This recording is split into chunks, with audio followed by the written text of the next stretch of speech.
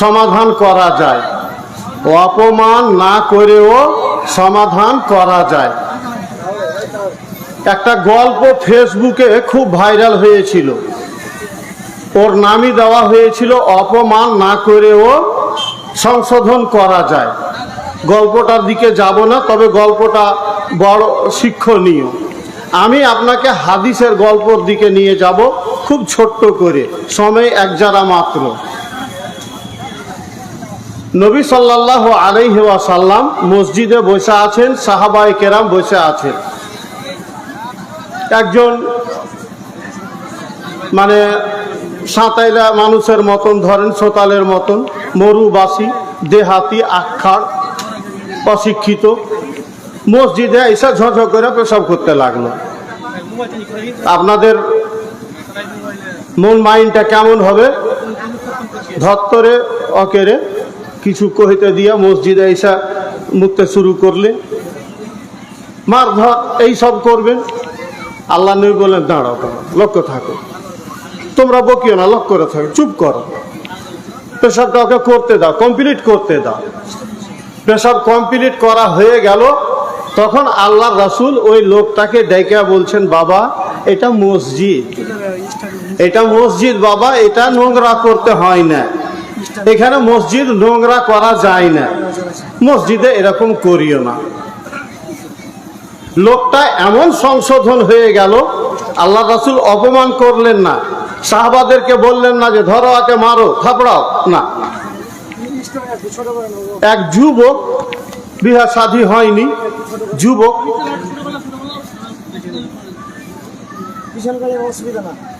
যুবক তো বুঝতে পারছেন, আল্লাহ রাসূলকে কইছে, আল্লাহ রাসূল আমাকে অর্ডার দেন, আমি জেনা করতে চাই, ব্যভিচার করতে চাই। যুবক ছেলে, যেমন এখনই একটা মসজিদে মশলা এলো, কোনো এক ভাইয়ের ভাবি মারা গেছে, এখন দেওরের সাথে বিয়ে হবে, 2 মাস হয়তো মরাটাকে 2 মাস হইল, এখনো 2 মাস 10 দিন বাকি আছে। স্বামী মারা গেলে মহিলাদের ইদ্যত বা সময়কাল কতদিন? 4 মাস 10 দিন। 4 মাস 10 দিন পার হবে, তারপরে ওর কোথাও বিয়ে হবে, তার আগে বিয়ে করা যাবে না। কিন্তু এখন দেওরটা ধৈর্য ধরছে না, ও তাড়াহুড়া লাগালছে যে না আমি এখানে বিয়ে করব। আমার কাছে শোধাইতে এলো, মৌলানা হইবে কি? কোনো উপায় নেই, কোনো উপায় নেই, ধৈর্য ধরতে হবে। তো এক যুবক এসে আল্লাহ রাসূলকে বলছেন, আল্লাহ রাসূল আমাকে জেনা করার অনুমতি দেন আপনি। তো সাহাবায়ে কেরাম রাগে তারে নারে শুরু করে দিয়েছে, এত বড় আর আস্পর্ধা, আল্লাহ নবীর সামনে এসে এরকম কথা বলে, এত আর সাহস, মানে একটু মারধর করব এই একটা মানে রাগ। আল্লাহ রাসূল বললেন, তোমরা দাঁড়াও, চুপ করো। আল্লাহ রাসূল ছেলেটাকে ডাকলেন, যুবকটাকে ডাকলেন, ডেকে বলছেন, আচ্ছা বাবা, তোমার মায়ের সাথে যদি কেউ এই জেনাটা করতে চায় তো তুমি কি অনুমতি দিবা? বলে, না আল্লাহ রাসূল, মেয়েরা থাইপড়া লাল করে দেবো ওকে, এত বড় কথা আমার মায়ের সাথে। কইছে, হ্যাঁ রে বাবা, ওটা ও তো কাহুরির মা, তুমি যার সাথে এই কাজ করবে ও তো কাহুরির মা। তারপরে এক এক করে আল্লাহ রাসূল বললেন, তোমার বেটির সাথে, তোমার বহিনের সাথে, তোমার খালার সাথে, তোমার ফুফুর সাথে, এদের সাথে যদি কেউ কোনো যুবক কেউ ব্যভিচার করতে চায়, এটা কি তুমি মেনে নিবে? ওই একই কথা, থুবো না আল্লাহ রাসূল যদি কেউ এরকম। তো বলো, ওরাও তো কাহুরির বেটি বহিন।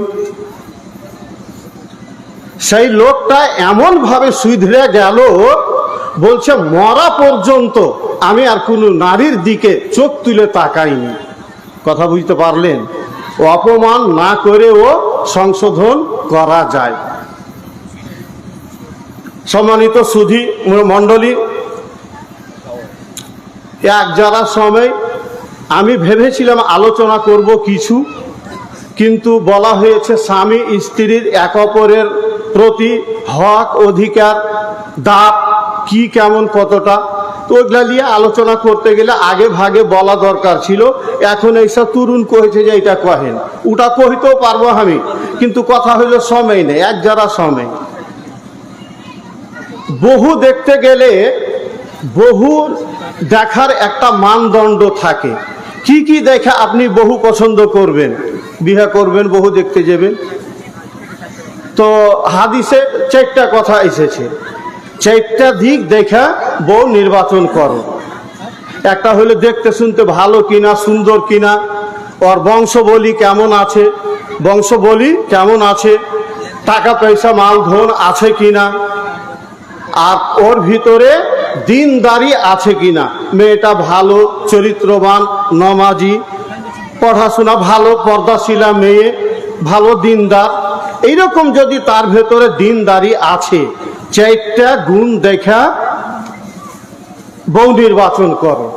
এখন যদি দেখো 4টার ভিতরে শুধু মেয়েটা পাওয়া গেছে যে খুব ভালো, নামাজ রোজার, পর্দা করা, দিনী মেয়ে, দিনদার মেয়ে, কিন্তু বাকি গুণগুলো ওর ভেতরে নেই, দেখতে শুনতে অত সুন্দরী লয়, বংশ খানদানও তেমন নেই, টাকা পয়সাও বাপ ভাইয়ের তেমন নেই। আল্লাহ রাসূল বলছেন দিনদারি যদি তার ভেতরে থাকে তো ওকে বহু বেছে নাও, ওকে বউ হিসাবে অ্যাকসেপ্ট করে নাও, গ্রহণ করে নাও। আপনাদের ভাষায় কথা বলছি, বুঝতে পারছেন তো? আচ্ছা, এই তো বউ নির্বাচন হলো, জামাই নির্বাচন একই কথা। দিনদারি চরিত্র দেখে জামাই নির্বাচন করতে হবে। ছেলেটা ছুচুন্দর ছাচ্ছর তো লয়, চোট্টা চাচণ্ড তো লয়, ভালো ছেলে কিনা, চরিত্রবান কিনা। কিন্তু এখন জামাই দেখতে গেলে এক এক করে সবটি ছাঁটাই পড়ে যাবে, একটাও জামাই পাওয়া যাবে না। বেটি ছেলে আমানদা, বহু ধুঁড়তে বাহারান, একটাও পেবেন না, মেললাই কম, খুঁজতে যেয়া। বক্তা যে নির্বাচন করেন, বক্তা নির্বাচনের কোনো দিক নেই, ওর কোনো শর্ত নেই, ওটার আছে। কি কি ওইগুলা আগামী বছরের লেগে ভেবে আসবেন, মৌলানারাকে জিজ্ঞেস করবেন। সম্মানিত সুধী মণ্ডলী, আমি 2টো আয়াত পাঠ করেছি। এই আয়াত দুটোকে সামনে রেখেই আমি বক্তব্য করব। তবে তারও আগে ভাবছি ফাও হিসাবে একটা হাদিস আগে বলি, মা বোনেরা শুনবেন।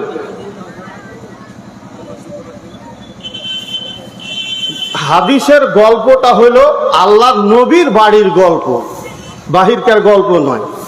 আল্লাহর নবীর স্ত্রী হযরত আয়েশা রাদিয়াল্লাহু তাআলা আনহা, যাকে সব থেকে বেশি ভালোবাসতেন এবং হাদিস জগতের একজন চ্যাম্পিয়ন মহিলা, মানে এত বুদ্ধিমতী, এত জ্ঞানী বিচক্ষণ ছিলেন। মাত্র অল্প কয়দিনের বয়স, অল্প কয় বছরের বয়স, বড় বড় সাহাবীদের কোনো সমস্যা ঘটলে, সমস্যা সামনে আসলে ওর জন্য সমাধান নিতে যাইতেন হযরত আয়েশা রাদিয়াল্লাহু তাআলা আনহার কাছে। হযরত আয়েশা রাদিয়াল্লাহু তাআলা আনহা সমস্যার সমাধান দিতেন। ওই হযরত আয়েশা রাদিয়াল্লাহু তাআলা আনহার কথা আয়েশা বলছেন যে একদিন আল্লাহ রাসূল বাড়ি ঢুকলেন, তো দেখলেন স্বামীর, আল্লাহ রাসূলের মন মেজাজটা বেশ ভালো আছে, মানে ভালো মনে আছেন। ওই সুযোগ দেখে হযরত আয়েশা রাদিয়াল্লাহু তাআলা আনহা নবী সাল্লাল্লাহু আলাইহি ওয়াসাল্লামের কাছে একটা জিনিস চাইলেন, একটা জিনিসের আবেদন করলেন। সে জিনিসটা কি? সেই জিনিসটা হলো, হযরত আয়েশা রাদিয়াল্লাহু তাআলা আনহা বললেন, আল্লাহর রাসূল, আপনি আমার জন্য দোয়া করেন। কেমন স্ত্রী! কথাটা মার্ক করার চেষ্টা করবেন, কথাটা মার্ক করার চেষ্টা করবেন। বিশেষ করে মা বোনেরাও পয়েন্টটা বুঝার চেষ্টা করবেন। আল্লাহর রাসূল ভালো মনে আছেন। হযরত আয়েশা রাদিয়াল্লাহু তাআলা আনহা দুনিয়ার কোনো জিনিস আবেদন করলেন না, চাইলেন না, এমন একটা জিনিস আবেদন করলেন, আপনাকে বসে বসে ভাবতে হবে। আয়েশা রাদিয়াল্লাহু তাআলা আনহা বললেন, ইয়া রাসূলুল্লাহ উদউলি, আল্লাহ রাসূল আপনি আমার জন্য দোয়া করে দেন। আল্লাহ রাসূল আপনি আমার জন্য দোয়া করেন। সঙ্গে সঙ্গে রাসূলুল্লাহ সাল্লাল্লাহু আলাইহি ওয়াসাল্লাম বিবির ডাকে সাড়া দিয়ে আল্লাহর কাছে দোয়া করলেন, আল্লাহুম্মা গফির লি আয়েশা মা তাকাদ্দামা মিন জামবিহা ওয়া মা তাআখা ওয়া মা আসাররাত বিহি ওয়া মা আ'লানা। আল্লাহ, তুমি আমার আয়েশার গুনাহ খাতা, পাপ, ভুল ত্রুটি, অন্যায় যা কিছু হয়েছে তার দ্বারাই, তার পাপ আল্লাহ তুমি মাফ করে দাও, ক্ষমা করে দাও। যেগুলো আগে করেছে সেগুলোও, যেগুলো পরে করেছে বা করবে সেগুলোও, যেগুলো গোপনে করেছে সেইগুলোও, আর যেগুলো প্রকাশ্যে করেছে সেইগুলোও। মোট কথা সব ধরনের পাপ আল্লাহ তুমি আয়েশার ক্ষমা করে দাও। বুঝতে পারলেন কথা? ক্ষমা করে দাও আল্লাহ। পাপ মোচনের, গুনাহ ক্ষমার জন্য আল্লাহ রাসূল আল্লাহর কাছে দোয়া করলেন। এখানে যেটা বলতে চাই, আমি অনেক হাদিসের আলোকে আপনাদেরকে এটা প্রমাণ করতে পারবো, মানুষের জীবনে ক্ষমা পেয়ে নেওয়া, আল্লাহর ক্ষমা পেয়ে নেওয়া, এটা একটা বিরাট বড় সম্পদ। ক্ষমা পেয়ে নেওয়া একটা বিরাট বড় সম্পদ। ওদিকে কথা আর বাড়াবো না। কিন্তু আমাদের বর্তমান সমাজে আপনি 10 টাকা দান দিয়ে যতক্ষণ না 7টা দরজা খুলে জান্নাতে ঢুকার দোয়া পাবেন, আপনার মন সন্তুষ্ট হবে না। আদায়কারীকে নাইটে আপনাকে জাহান্নাম থেকে বাঁচার গ্যারান্টি দিতে হবে, জান্নাতে ঢুকার সার্টিফিকেট দিতে হবে, এই একটা পরিবেশ তৈরি হয়ে গেছে। কিন্তু দোয়া হিসাবে এতটা যথেষ্ট ছিল, দোয়া হিসাবে এতটা যথেষ্ট ছিল যে আল্লাহ আপনাকে ক্ষমা করুন। কিন্তু মেলে কিছু, যাই হোক, কথা হলো হযরত আয়েশা রাদিয়াল্লাহু তাআলা আনহার জন্য নবী সাল্লাল্লাহু আলাইহি ওয়াসাল্লাম যখন ক্ষমার দোয়া করলেন, আল্লাহ আয়েশার গুনাহ তুমি মাফ করে দাও, ক্ষমা করে দাও, যেমন এই দোয়া করা, হযরত আয়েশা রাদিয়াল্লাহু তাআলা আনহা খলখল করে হাসতে লাগলেন। হাসতে হাসতে লোহা লোট করে দিলেন, একবারে গড়াগড়ি করে লোহা লোট করে হাসি শুরু করে দিলেন। এত হাসলেন, হাসতে হাসতে ওনার মাথা আল্লাহ রাসূল জাঙ্ঘে পড়ে গেল, ঠেকা দিয়ে দিলেন। হাসতে হাসতে হাসির চোটে গড়াগড়ি করে হাসার মতো একবার আল্লাহ রাসূলের জাঙ্ঘে ঠেকা দিয়ে দিলেন মাথা। আল্লাহ রাসূল বলেন, আয়েশা কি ব্যাপার, এত হাসি কেনে, এত কেন হাসছো?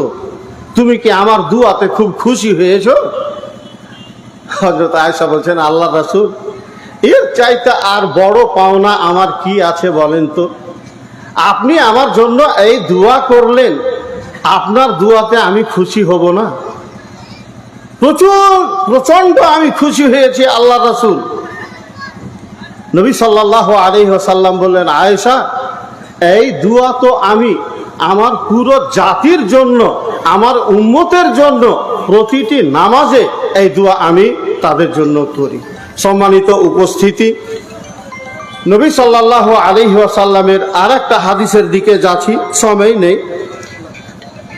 ঠান্ডাতে বসে আছেন, কষ্ট করে এসেছেন। রাসূলুল্লাহ সাল্লাল্লাহু আলাইহি ওয়াসাল্লাম বললেন যে আমি কি তোমাদেরকে এমন একটা জিনিস বলবো, ওই জিনিসটার কারণে তোমাদের গুনাহ খাতা মাফ হয়ে যাবে?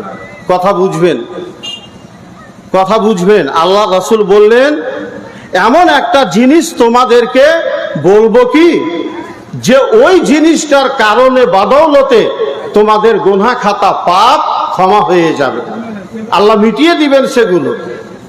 সাহাবায়ে কেরাম বড় আগ্রহ নিয়ে, চাহিদা নিয়ে বললেন, জি আল্লাহ রাসূল, বলেন আল্লাহ রাসূল।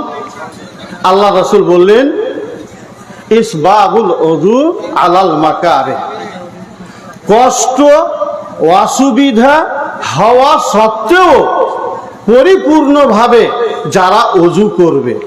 নম্বর 2, যাদের মসজিদে হেঁটে যেতে যত ড্যাগ বেশি হবে, মানে যাদের হেঁটে যাওয়ার ড্যাগ সংখ্যা বেশি হবে। নম্বর 3, এক নামাজ পড়ার পর আগামী আরেক নামাজের জন্য যাদের মন টাঙা থাকবে। তিন ধরনের কথা আল্লাহ রাসূল বললেন। এই তিনটা স্বভাব, তিনটা কাজ যার ভেতরে পাওয়া যাবে, আল্লাহ আর গুনাহ খাতা মাফ করে দিবে। তো আল্লাহর ক্ষমা পাওয়া এটা একটা মানুষের জীবনে বড় সম্পদ। কিন্তু আপনার তো বুকের পাটা খুব জোরা। আরে উজু করা ভালো করে দূরের কথা, আপনি তো বেলা 8টা না হলে ঘুম থেকে উঠেন না, ডিউটির সময় না হলে আপনি ঘুম থেকে উঠেন না। কিসের ফজর, কিসের আসর, কিসের জোহর, কিসের মাগরিব, কিসের এশা, আপনি তো নামাজই পড়েন না, আরে দেখো হাসবে, দেখো মাওলানা কহেছে যে ভালো করে উজু করা। সারা 5 ওয়াক্ত নামাজ হাফতাকে হাফতা, মাসকে মাস, বছরকে বছর নামাজই তো পড়ি না। তার ফের আপনার লেগে কি বলার আছে? আপনাকে বলছি, আপনি আজকে বাপ, আর না হলে কালকে বাপ হবেন। আপনি কারো বোন, আপনার বেটি হবে, আপনার দায়িত্বে আপনার স্ত্রী আছে। একটা মশলা জেনে রাখেন, মা বোনেরা কান খুলে কথাগুলো শুনেন, মশলাটা জেনে রাখেন। আপনার বেটি অথবা আপনার স্ত্রী অথবা আপনার বোন যারই হোক, সে যদি মশলা জানে তাকে ওই হিসাবে আমল করতে হবে। আর যদি না জানে তো আপনার দায়িত্ব, আপনাকে সেই মশলাটা তাকে জানাইতে হবে। না হলে আপনার স্ত্রীকে, আপনার বেটিকে মশলাটা জানাইতে হবে। খুব সূক্ষ্মভাবে কথাটা বুঝার চেষ্টা করবেন। জোহরের আজান কয়টাতে হয়? 12টায় জোহরের আজান হয়। আপনার বেটি এখনো নামাজ পড়েনি, কিংবা আপনার স্ত্রী এখনো জোহরের নামাজ পড়েনি, 2টা বেজে গেল, নামাজ পড়েনি, 2টা বেজে গেল, করতে করতে হঠাৎ করে মেন্স হয়ে গেল, মাসিক হয়ে গেল। বুঝতে পারছেন? এদিকে 12টা থেকে 2টা পর্যন্ত এর ভিতরে নামাজটা সে পড়তে পারত, কিন্তু অবহেলা করে পড়ছি করে নামাজটা পড়লো না, আর এদিকে মাসিক হয়ে গেল। তো এই যে নামাজটা তার মাসিক চলে আসার কারণে পড়তে পারলো না, অবহেলা করে, এই নামাজটা কি হবে? জোহরের নামাজটা যখন তার মাসিক ভালো হবে, তখন এই 7 দিন পর্যন্ত মাসিক চলল, 7 দিন আগে মাসিক হওয়ার আগ মুহূর্তে তার যে জোহরের নামাজটা ছুটে আছে, এই নামাজটা মাসিক হওয়ার পর, ভালো হওয়ার পর তাকে আদায় করতে হবে। অবশ্য বিষয়টা বিতর্কিত, ওলামায়ে কেরামদের, বিদ্বানগণের এখানে 2টা মত আছে, আদায় করতে হবে, কাজা করতে হবে, হবে না। বিশ্লেষণের দিকে যাচ্ছি না, আমি বলতে চাইছি যে এখানে একটা মতানুসারে দলিল প্রমাণের আলোকে আপনার স্ত্রীকে ওই জোহরের নামাজ যেটা বাদ পড়ে গেছে, মাসিক ভালো হওয়ার পরে আদায় করতে হবে। কথা বুঝবেন? Note this point. আপনার স্ত্রীর মাসিক ভালো হলো বেলা 4টার সময়, সূর্য ডুবতে এখন বাকি আছে কতক্ষণ? 55 মিনিট। 55 মিনিট পরে মাগরিবের আজান হবে। 4টার সময় আপনার স্ত্রীর মাসিক বন্ধ হয়ে গেল, মাসিক আসা শেষ হয়ে গেল। এখন 4টার সময় গোসল করে, 4টার সময় গোসল করে তাকে বিদ্বানগণের, ওলামায়ে কেরামের সঠিক মতানুসারে এই যে আসরের আর তার আগে জোহরের নামাজ, এই 2 ওয়াক্তের নামাজ তাকে আদায় করতে হবে। যে নামাজগুলো একসাথে জমা করে পড়তে পারে একজন মুসাফির, যেমন জোহর আসর একসাথে জমা করে পড়তে পারে সফরে, মাগরিব এশা একসাথে জমা করে পড়তে পারে সফরে। তো এই নামাজগুলো ডবল নামাজ। 4টার সময় মাসিক বন্ধ হইল, তাকে নামাজ আদায় করতে হবে জোহর সমেত আসর। যদি রাত 10টার সময় তার মাসিক ভালো হইল, ধরে নেন, গোসল করে মাগরিব এবং এশারের নামাজ আদায় করতে হবে। আপনার বুকের সাহস অনেক, আপনি একজন সান্থারাম বেআড়া মানুষ, আপনার বুকের পাটা পাথরের মতো, বোল্ডারের মতো, আপনার তো ভয় নেই। আপনি তো বিন্দাস নামাজ ছাড়েন, আপনার জন্য এই বিধানগুলো কি অর্থ রাখে? যে মাসিকের আগে নামাজ ছুটে আছে ওইটা পড়তে হবে।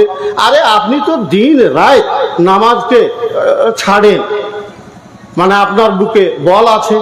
আপনার সাহস দেখে অবাক লাগে আমাকে, আপনার সাহস দেখে অবাক লাগে আমাকে। আপনি একজন মুসলমান হয়ে এত বড় সান্থারামের মতো বেআড়ার মতো কাজ করতে পারেন। কেন যে জালসা শুনতে এসেছেন এটাও বুঝতে পারি না। পালির এই জালসা আমার মনে হয় এই বছর নতুন নয়, এর আগে থেকেও হয়েছে। আমতলাতে হয়, ইলামি তারানগরে হয়।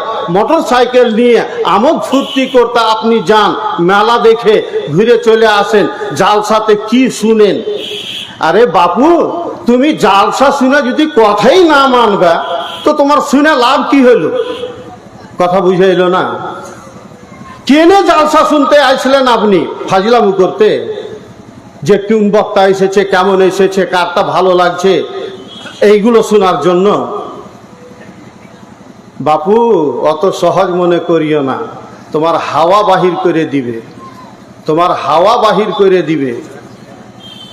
তিলে তিলে তিলে তিলে কড়াই গন্ডাই পাই পাই করে তোমাকে হিসাব বুঝাইতে হবে আল্লাহর কাছে। কথা মেমোরিতে লোড রাখবেন। বাঁচার কোনো উপায় নেই আল্লাহর কাছে, বাঁচার কোনো উপায় নেই। আমি যে আয়াতটা পড়েছি, আল্লাহ বলছেন ইকরা কিতাবাকা কাফা বিনাফসিকাল ইয়াউমা আলাইকা হাসিবা। আল্লাহ আপনাকে ডায়েরি ধরিয়ে দিবে, খাতা ধরিয়ে দিবে। আপনি যে 80 বছর দুনিয়াতে বেঁচে থাকলেন, 80 বছর ধরে আপনি কি করলেন এ টু জেড, আল্লাহর কসম করে বলছি, শরীয়তের ব্যাপার নিয়ে আপনার সাথে ভাঁওতাবাজি করব না, ধোকাবাজি করব না, দু নম্বরই করব না। কথা আপনাকে যেটা বলছি সেটাই পারফেক্ট, যেটা বলছি সেটাই বাস্তব, 100% বাস্তব। কথাতে সুই ঢুকাবারও কোনো সুযোগ নাই। আল্লাহ কোরআন বলছে ইকরা কিতাবাকা কাফা বিনাফসিকাল ইয়াউমা আলাইকা হাসিবা। আল্লাহ আপনাকে আপনার ডায়েরি, আপনার খাতা ধরিয়ে দিবে। আব্দুল গফুর, লাও তোমার খাতা ধরো, তুমি পড়ো, তুমি নিজে পড়ো, আর তোমার বিচার তুমি করো। তোমার খাতা তুমি নিজে দেখো, তুমি নিজে পড়ো, দিয়া তোমার বিচার তুমি নিজে করো। তোমার বিচার করার জন্য তুমি যথেষ্ট। কথা বুঝে এলো না? আর বেশি বুঝাইতেও যাব না। দ্বিতীয় আয়াত যেটা পড়েছিলাম, আল্লাহ বলছেন বালিল ইনসানু আলা নাফসিহি বাসীরা। মানুষ ওর নিজের প্রমাণ নিজে। কথা বুঝে এলো না? মানুষ ওর নিজের প্রমাণ নিজে। আপনি কে, আপনি কেমন, আপনি কি করেছেন না করেছেন, আপনি কোলের গুধা বুঝেন না? মাছের কাঁটা বেছে মাছ খেতে জানেন, পাংচার হলে পারে লিক সারাইতে জানেন, বাড়িতে আলগা লোক ঢুকলে স্ত্রীকে পিটতে পারেন, কেনে আইলো ও আমার বাড়ি, কেনে ওকে আসতে দিলি, সবই বুঝেন আপনি। আর এতই নাবালক আপনি, গুধার গুধা, যে নমাজ পড়েন না আপনি, একথা বুঝতে পারেন না। ডাহা অন্যায় করেন, পরের মাল ভক্ষণ করে খান। বেটির বাপের কাছ থেকে, শ্বশুরের কাছ থেকে যৌতুক নিয়েছেন, গাড়ি নিয়েছেন, এত বড় বড় অন্যায় করে রেখেছেন, এত কেন গুধা সাজছেন? আল্লাহর কাছে গুধাপনা চলবে না। আল্লাহ বলছেন বালিল ইনসান আলা নাফসিহি বাসীরা। মানুষ তার নিজের প্রমাণ নিজে, মানুষ তার নিজের প্রমাণ নিজে। বাসিরের এখানে দুটা ব্যাখ্যা এসেছে, তফসির এসেছে, ওদিকে কথা বাড়াবো না। শর্টকাটে কথা হলো মানুষ তার নিজের প্রমাণ নিজে। তারপরে ফের আল্লাহ কি করেছে শুনবেন, ওয়ালাউ আলকা মাআজিরা। সে যতই অজুহাত পেশ করুক না কেন, সে যতই অজুহাত পেশ করুক না কেন, যতই ওজোর পেশ করুক না কেন, মানুষ তার নিজের প্রমাণ নিজেই। সে জানে যে দুনিয়ার বুকে সে কি করেছিল, ও নিজেই জানে ওর সে কেমন ছিল, তার নিজের প্রমাণ সে নিজেই। সম্মানিত দিনী ভাইরা আমার,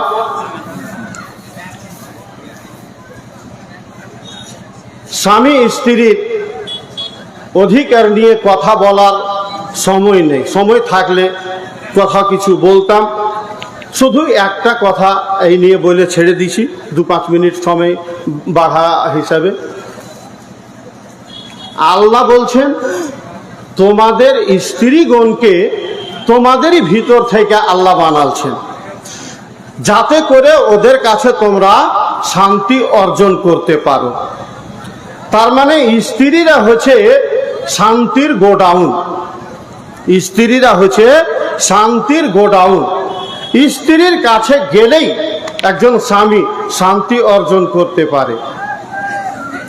কিন্তু সমস্যা হলো স্ত্রীর সাথে স্ত্রীর মতো সুসম্পর্ক রাখলে না সে শান্তি পাবে। সে তো সাইড স্ত্রী অনেক তৈরি করে রেখেছে, সাইড স্ত্রী অনেক বহাল করে রেখেছে।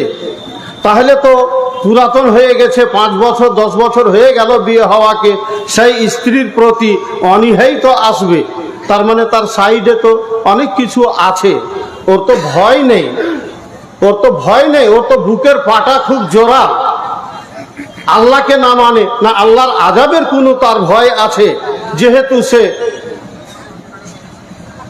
বেআড়ার মতো অনেক কিছু সাইডে বহাল করে রেখেছে, যার কারণে স্ত্রীর কাছ থেকে সুখ শান্তি পাওয়ার মতো সুখ শান্তি পায় না।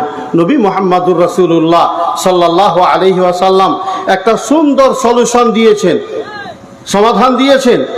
লা ইয়াফরুক মুমিনুন মুমিনা, কোনো পুরুষ মুসলমান, কোনো মুসলমান পুরুষ, কোনো মুসলমান মহিলাকে, মেয়েকে, নারীকে যেন ঘৃণা না করে, দোষারোপ না করে। কারণ আল্লাহ রাসূল বলছেন ইন সাখিতা মিনহা খুলুকান রাজিয়া মিনহা আখার, তার ভিতরে যদি কিছু খারাপ গুণ থাকে, কিছু খারাপ স্বভাব থাকে, যেটা দেখে তার মনে রাগ হয়, ঘৃণা হয়, তা আল্লাহ রাসূল বলছেন তার ভিতরে এমনও কিছু ভালো স্বভাব, ভালো গুণ আছে যেগুলোর কারণে তুমি খুশিও হয়ে যাবা, যেগুলোর কারণে তুমি খুশি হবা। তো কোনো একটা দোষ, কোনো একটা খারাপ স্বভাব দেখে তাকে ঘৃণা করা, তার প্রতি বিদ্বেষ আরোপ করা, বিদ্বেষ পোষণ করা নবী সাল্লাল্লাহু আলাইহি সাল্লাম বারণ করেছেন, নিষেধ করেছেন। আর আপনি মুসলমান বুঝলেন না, কথা আপনাকে বলতে ভালো লাগবে। আপনি তো ডাহা চোট্টা মদ খেয়ে আইসা গরু পিটা করে স্ত্রীকে ঠাঠান, খাম্ভাতে বেঁধে, দরজার পাল্লাতে বেঁধে পিটেন। আপনি কত অমানুষের অমানুষ। একজন পরের বেটি, মা বাপ, ঘর পরিবার সংসার সব কিছু ছেড়ে এসে নিজের আত্মসমর্পণ করে দিয়েছে, নিজের দেহ বডিকে আপনার কাছে হাওয়ালাই করে দিয়েছে শুধু আপনার ভালোবাসা পাওয়ার জন্য। আর আপনি নাকি এই পুরুষ যে অন্যায় অত্যাচার করেন, স্ত্রীর ওপরে এইরকম ভাবে অন্যায় অত্যাচার করেন, আল্লাহর বিধান আপনার যেমন তার ওপরে অধিকার আছে, তারও আপনার ওপরে অধিকার আছে। কথা নোট করেন, কথা নোট করেন। 2 নম্বরই কথা বলবো না। যেই পরিমাণে স্ত্রীর ওপরে 42 বছর ধরে ঘর সংসার করতে গিয়ে অন্যায় করেছেন, আল্লাহর কসম আপনার খাতায়, আপনার ডায়েরিতে নোট করা আছে, সেই দিন বিচার হবে আপনার। আপনাকে বিষয়টা ভালো করে হৃদয়ঙ্গম করার জন্য হাদিসের একটা ঘটনা বলে কথা শেষ করব।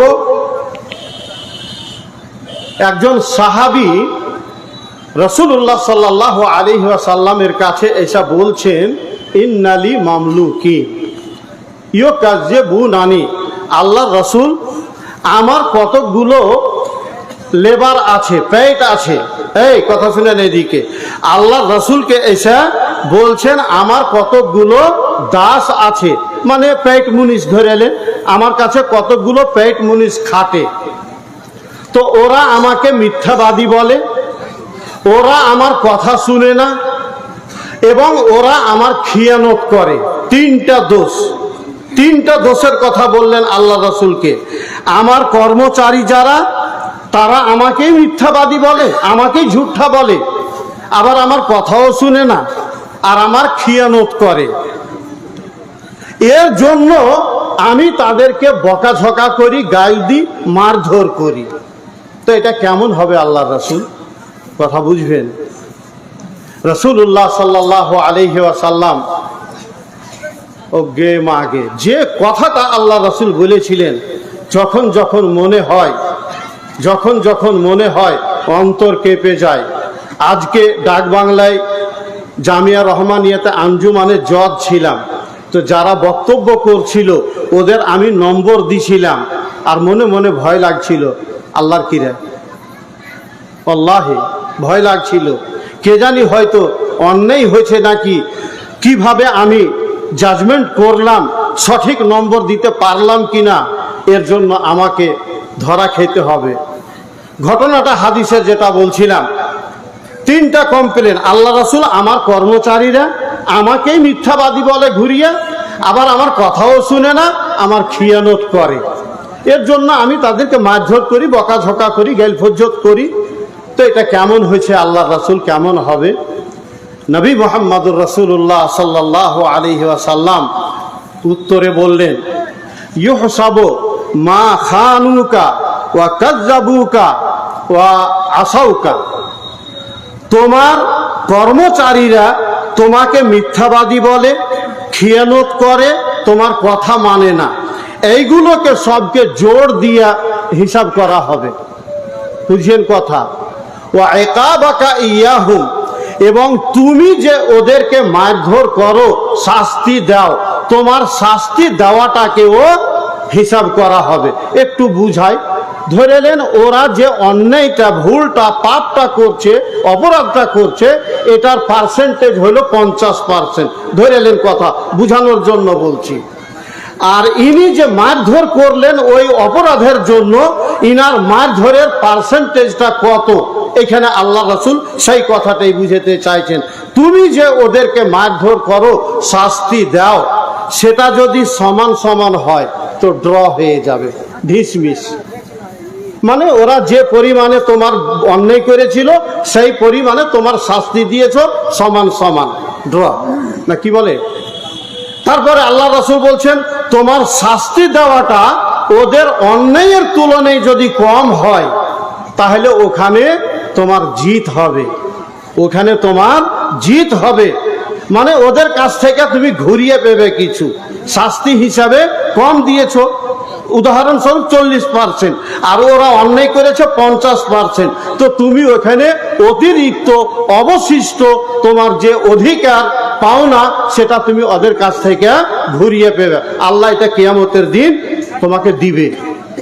আর তোমার শাস্তি দেওয়াটা ওদের অন্যায়ের তুলনায় যদি বেশি হয়ে থাকে, উদাহরণস্বরূপ 60%, অন্যায় হলো 50%, তো আল্লাহ রাসূল বললেন এই বাড়তি শাস্তি যদি তোমার দেওয়া হয়ে থাকে, এটাকেও হিসাব করা হবে, নিয়ে ওদের অন্যায়টা আর তোমার শাস্তিটা দুই পাল্লাতে ওজন করা হবে।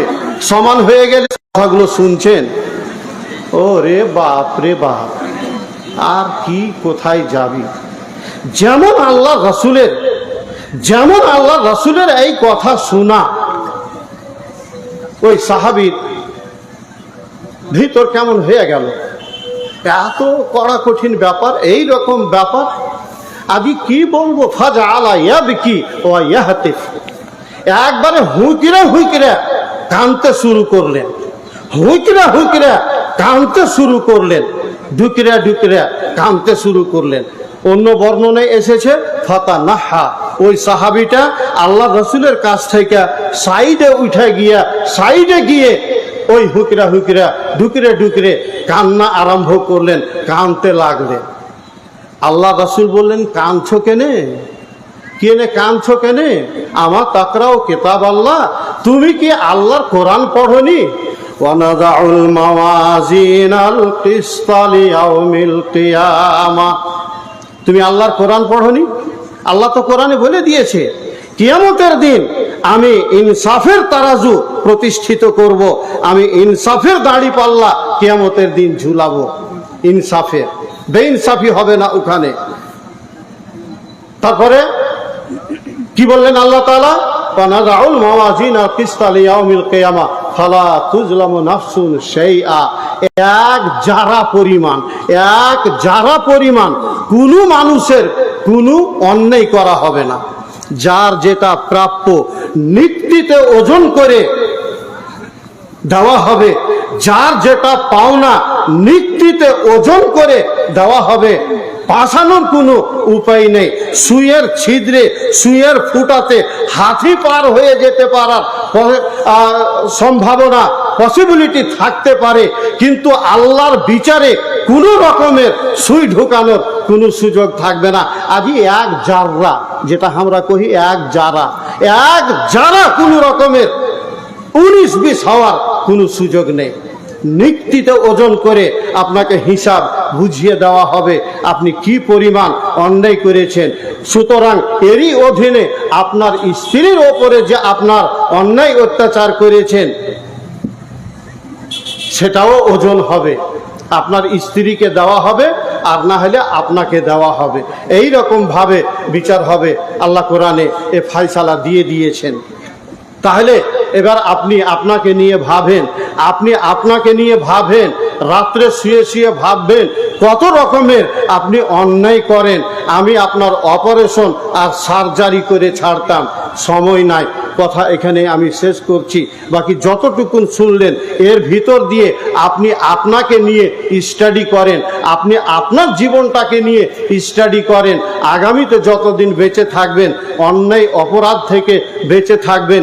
স্ত্রীর প্রতি হোক, মা বাপের প্রতি হোক, সন্তানের প্রতি হোক, যদি কোনো রকমের অন্যায় করেছেন, দুনজরি করেছেন, বেটা বেটির প্রতি যদি কোনো রকমের পার্থক্য, অন্যায় অবিচার করেছেন, বেটারাকে লিখে দিলেন, বেটিরাকে বঞ্চিত করলেন, শ্বশুরের কাছ থেকে যদি আপনি হাঁড়ি বাড়ি খাট পালঙ্ক নিয়েছেন, মিসকিনের বেটা মিসকিন, যৌতুক নিয়েছেন, তওবা করবেন, আপোস করবেন শ্বশুরের সাথে, না হলে কিয়ামতের দিন দাড়ি পাল্লাই ওজন করে হিসাব আপনাকে বুঝিয়ে দিতেই হবে। নবী মুহাম্মদুর রাসূলুল্লাহ সাল্লাল্লাহু আলাইহি ওয়াসাল্লাম বলেছেন, লাতু আদুন্নাল হুকুকা ইলা আহলিহা ইয়াউমাল কিয়ামা। যার যেটা পাওনা সেটা কিয়ামতের দিন তোমাকে বুঝিয়ে দিতেই হবে। যার যেটা পাওনা সেটা কিয়ামতের দিন তোমাকে বুঝিয়ে দিতেই হবে। এমনকি আল্লাহ রাসূল বললেন, একটা ছাগল যদি শিংওয়ালা একটা ছাগলও কোনো বিনা শিংওয়ালা ছাগলকে হুঁড়া মেরে থাকে, তারও প্রতিশোধ নেওয়া হবে। বাপু, তুমি কথা বুঝতে পারোনি, এই জন্য তুমি এত বেআড়া হয়ে চলো, এত বড় তোমার বুকের পাটা, এত বড় তুমি সাহসী, তোমার সাহস নিয়ে আমাকে ভাবতেই অবাক লাগে। আল্লাহ যেন জাতিকে হেদায়েত দান করেন, আল্লাহ যেন জাতিকে বুঝার শক্তি দান করেন। আল্লাহুম্মা আমিন। ওয়া সাল্লাল্লাহু ওয়া সাল্লামা আলা নবিয়্যিনা মুহাম্মদ ওয়া আলা আলিহি ওয়া সাহবিহি আজমাইন। আসসালামু আলাইকুম ওয়া রাহমাতুল্লাহি ওয়া বারাকাতুহু।